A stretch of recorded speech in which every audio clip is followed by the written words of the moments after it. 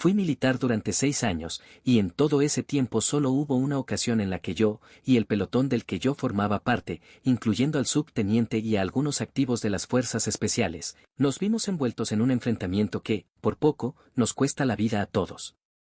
Esto que les voy a contar ocurrió hace más de 10 años. Acabábamos de terminar una operación en el desierto, ahí donde colindan Coahuila y Chihuahua. Todo había resultado un éxito, era una operación fantasma organizada por las fuerzas especiales, nosotros solamente estábamos de apoyo. Debido a la naturaleza de la operación, no podíamos correr el riesgo que se supiera lo que habíamos hecho, lo que nuestros mandos sabían era que habíamos salido del cuartel para dirigirnos a Sinaloa. El cuartel al que nosotros pertenecíamos estaba ubicado en Chihuahua, en el suroeste del estado, muy cerca de Sonora, pero, a medio camino ya nos estaban esperando las fuerzas especiales para que fuéramos con ellos. A nuestros mandos no se les dijo que íbamos con las fuerzas especiales, el general de ellos, cuando se comunicó con nuestros mandos, les dijeron que eran de Durango que ocupaban nuestro apoyo para una emergencia, pero que no tomaría más de un día. Lo que pasaba era que los de las fuerzas especiales desconfiaban de nuestros mandos por presuntos lazos con el crimen organizado, por eso tuvimos que armar todo ese enredadero de información confusa.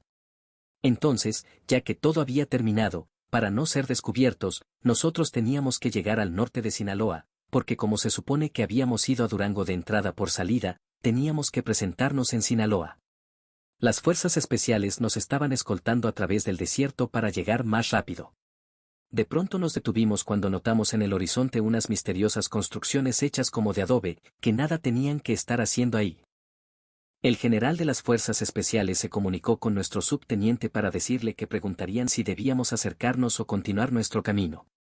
Luego de unos pocos minutos el general confirmó que iríamos a revisar esas construcciones, no tuvimos más opción que aceptar, estábamos molestos y preocupados. Si nuestros mandos descubrían que habíamos actuado a espaldas de ellos estaríamos en serios problemas, pero si desobedecíamos a las fuerzas especiales nuestros problemas serían peores.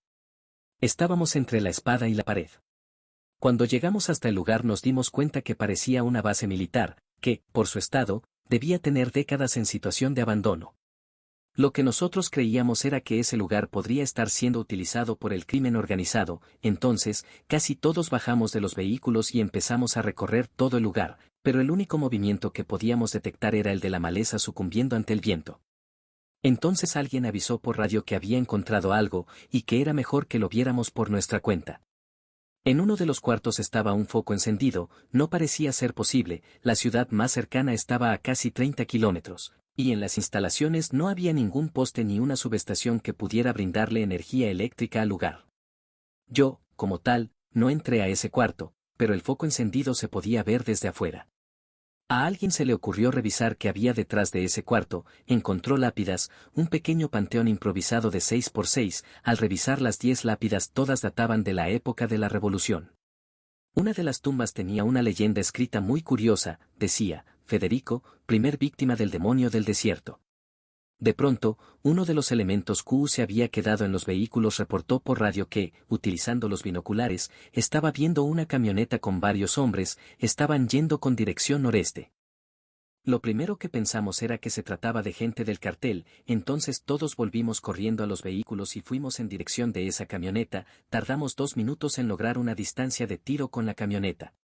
Los hombres que iban en la parte de atrás no parecían estar armados, pero el general dijo que eso era lo de menos, que ya nos habían visto, y nadie podía estar enterado de nuestra presencia en esa zona. Entonces el general le ordenó a uno de los suyos que le tirara a las llantas de la camioneta, se siguió la orden del general, lo que ocasionó que la camioneta se volcara.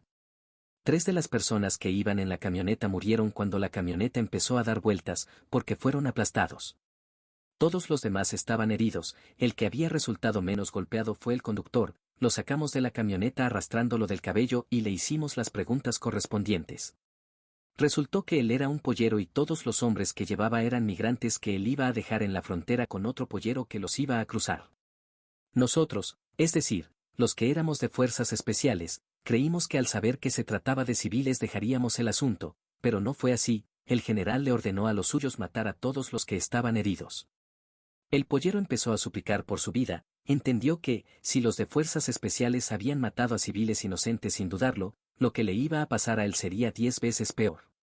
El general se acercó con él y le dijo que tenía oportunidad para contarle todo lo que supiera sobre las instalaciones hechas de adobe. El pollero le dijo que podía responder todas las preguntas que quisiera pero que por favor nos alejáramos de ahí. El general le recordó que él no estaba en la mejor posición para exigir algo, y le dio 3 segundos para responder o le dispararía. El pollero le respondió que ese lugar no había sido abandonado, sino que las personas que lo habían ocupado fueron devoradas por el demonio del desierto. Eso debía tener algo de verdad, una de las lápidas también mencionaba a ese tal demonio del desierto. El pollero siguió hablando, dijo que la zona en la que estábamos, un radio aproximado de 3 kilómetros cuadrados, era asediada por un brujo nahual que vivía en cuevas subterráneas, que podía contarnos toda la historia de ese brujo pero que debíamos irnos de ahí.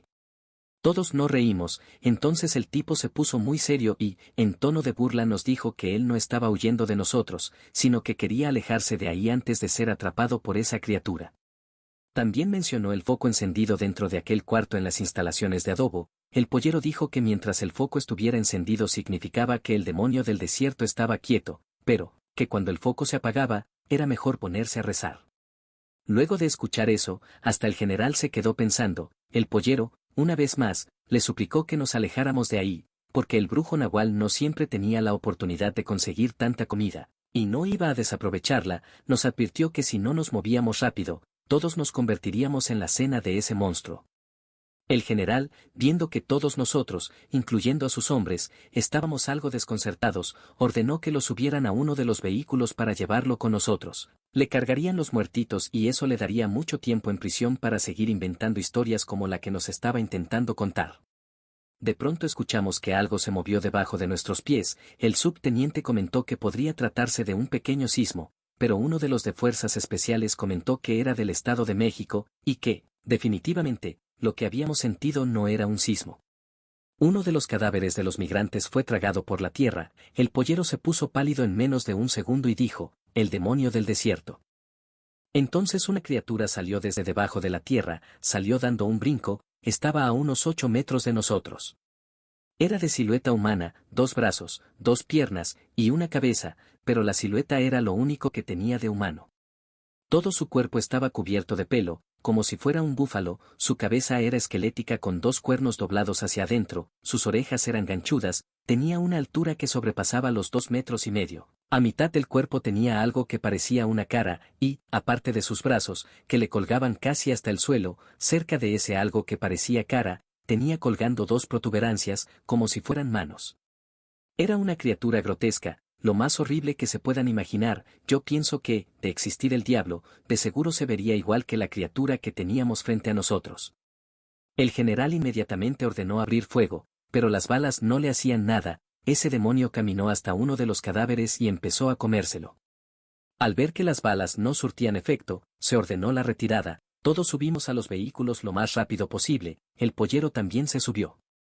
En cuanto arrancamos, la criatura emitió un sonido que dejaba notar que no le agradaba la idea de que nos fuéramos, y nos empezó a perseguir. Verlo correr daba escalofríos. Como era muy alto, se torcía para que su cabeza quedara a nuestra altura, nos iba a alcanzar. De nuevo intentamos con las balas pero nada. Debíamos hacer algo para, aunque fuera, frenar a ese monstruo por unos momentos. Uno de los de fuerzas especiales tuvo una idea, empujó al pollero para que cayera del vehículo. El plan funcionó. La criatura se detuvo para comerse al tipo ese. Nos alejamos a toda velocidad y ese demonio ya no nos alcanzó. Luego de varias horas, salimos del desierto y llegamos hasta Sinaloa. Las fuerzas especiales y nosotros nos separamos antes de entrar a la ciudad a la que debíamos llegar, para evitar que nos relacionaran, pero, antes de irse, el general se acercó con nosotros para comentarnos que, debido a que se suponía que nunca fuimos con ellos al desierto, no era posible que nosotros hubiéramos tenido un enfrentamiento con esa criatura.